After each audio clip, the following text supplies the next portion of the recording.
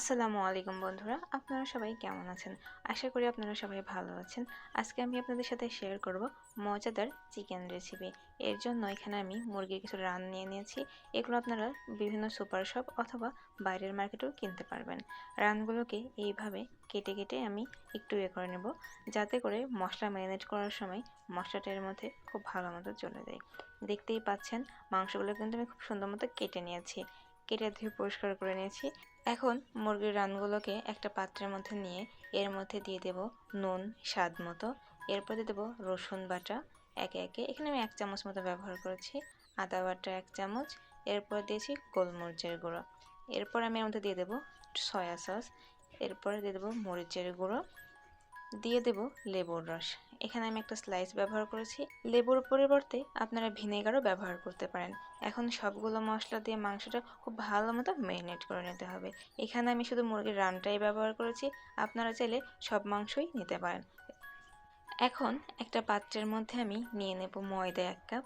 এখানে আমি ময়দা ব্যবহার করেছি, দিয়েছি লবণ এবং মরিচের গুঁড়ো, দিয়ে একটা হ্যান্ড উইক্সের সাহায্যে খুব ভালো মতো মিশিয়ে নিতে হবে।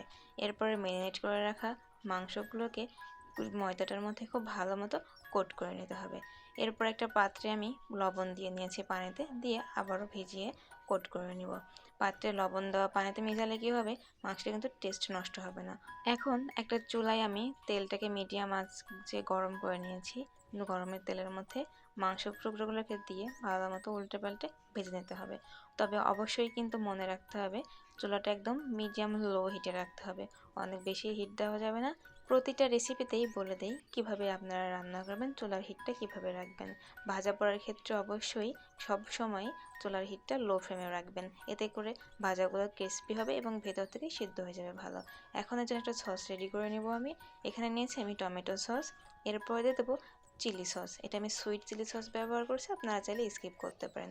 এর মধ্যে দিয়ে দেবো সয়া সস, লেবুর রস এবং মধু দিয়েছি।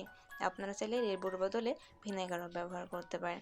আর এখানে টমেটো সসের পরিবর্তে আপনারা টমেটো পেস্ট করে নিতে পারেন। এখন একটা প্যানে আমি বাটার দিয়ে এর মধ্যে দিয়ে দেবো রসুন কুচি। আপনারা চাইলে এখানে রান্নার তেলও ব্যবহার করতে পারেন। এর মধ্যে ম্যারিনেট করে রাখা সসটা দিয়ে খুব ভালো মতো মিশিয়ে নিতে হবে। নেড়ে চেড়ে সসটা মিশিয়ে নিয়ে এর মধ্যে ফুটতে শুরু করলে মাংসের টুকরোগুলোকে দিয়ে দেবো। কিছুক্ষণের জন্য নেড়েচেড়ে রান্না করে নিলেই কিন্তু মজাদার মাংসের এই রেসিপিটা রেডি হয়ে যাবে।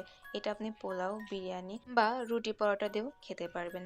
রেসিপি ভালো লাগলে অবশ্যই সাথে থাকবেন এবং বাসায় ট্রাই করবেন। দেখা হবে নতুন কোনো ভিডিওতে, নতুন কোনো রেসিপি নিয়ে। সে পর্যন্ত সবাই ভালো থাকবেন, সাথেই থাকবেন। আসসালামু আলাইকুম।